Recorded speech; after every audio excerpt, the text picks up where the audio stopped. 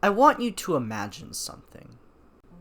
It's August 2014, and your favorite YouTuber Markiplier posts a video about the scariest game in years. Whatever could that be? You check the video, and it's about a game called Five Nights at Freddy's. The demo, at least.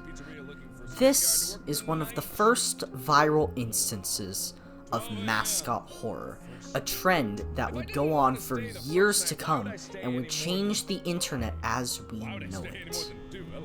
Now, let's flash forward another 8 or so years.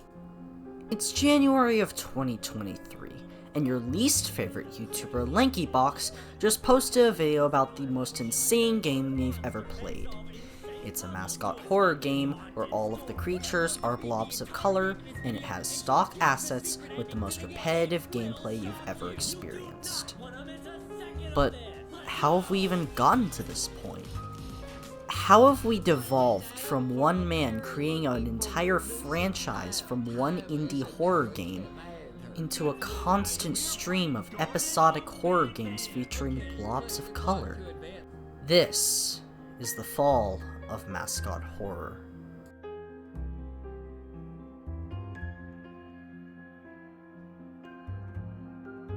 But in order to understand its downfall, we need to understand it in general. Mascot horror is focused around the idea of taking children's mascots and subverting the initial purpose of them by turning them into killers. Take Chuck E. Cheese with its animatronic band. What if, suddenly, they were out to get you? What if they wanted you dead? These childish cartoon characters being turned into something far more sinister. Five Nights at Freddy's definitely wasn't the first of its kind. However, it sparked a revolution. Pretty soon, games like Bendy and the Ink Machine or Baldi's Basics showed up, and they proved to be almost as popular as Five Nights at Freddy's. However, there was a problem.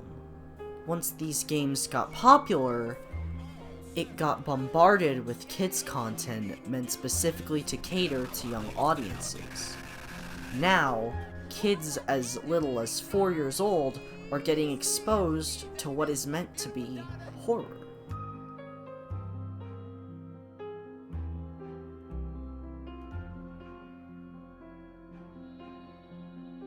Over time, indie horror creators realized this, and now it was as hard as ever to get your game out there, to the point in which the only way that you could get your horror game to stand out against the rest is to sell out. The first instance of this was Poppy Playtime, and while at first it was likely not intended to be a sellout, it was considered the beginning of the downfall. Then, Rainbow Friends came along, and while Poppy Playtime was meant to be moderately challenging, Rainbow Friends is shamelessly only meant for children. I cannot think of anybody my age who would actually enjoy a game like this. Up until now, all of the mascots thus far had unique characteristics. Freddy Fazbear was an animatronic meant for singing and dancing. Bendy was an old-timey cartoon devil meant to compete with the rest. Baldi was a character in an edutainment game meant to teach little children about math.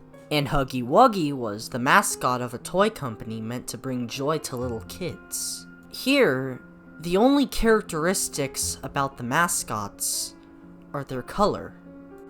Sure, one roams around, one's blind, and one gets you through the vents. But design-wise, they're all based on color. This game was designed to attract the attention of little kids. The game is also episodic based, and while games like Bendy and the Ink Machine have done this before, Rainbow Friends has not gotten a content update in months. To the point in which I'm starting to feel like that this entire thing was only meant to release one chapter, be a cash grab, and then abandon the game, only to make something new and to repeat the process all over again. I'm not going to go too deep into ABC lore since it's technically not Mascot horror, but it's still kind of related, so I'm going to at least mention it. ABC lore is a cash grab. Nothing more, nothing less. It was made by a YouTuber who hired a bunch of developers who they have on payroll just so that he could make 20 videos on it and make World of Jump Scares Part 2983. And now we're up to today. Garten of Banban is an episodic horror with color blob mascots entirely focused on marketing towards kids, yada yada yada.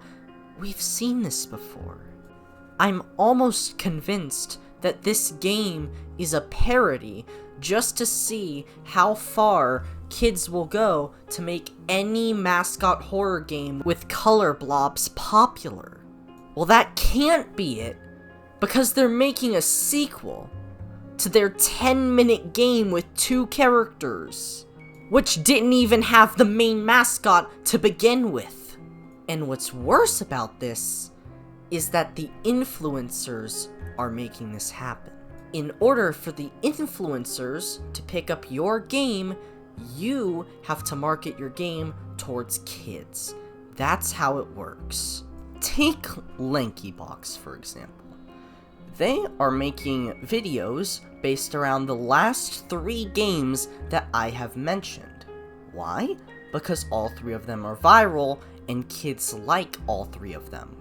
This is why Lankybox is making videos on them, therefore supporting them, therefore influencing other people to create games like them. So if this is the reality, then what's next? We do have really good projects such as the Five Nights at Freddy's Security Breach Ruin DLC.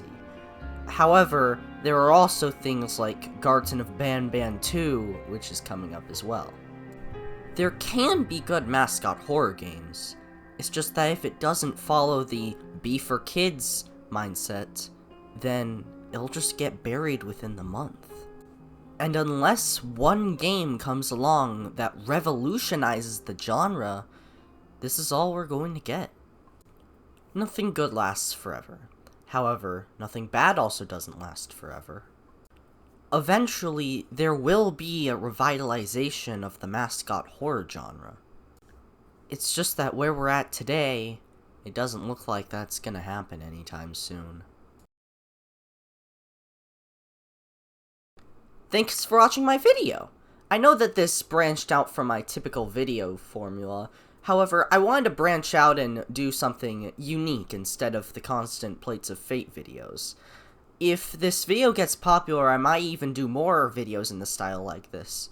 But until then, thank you all for watching, and I'll see you in the next video.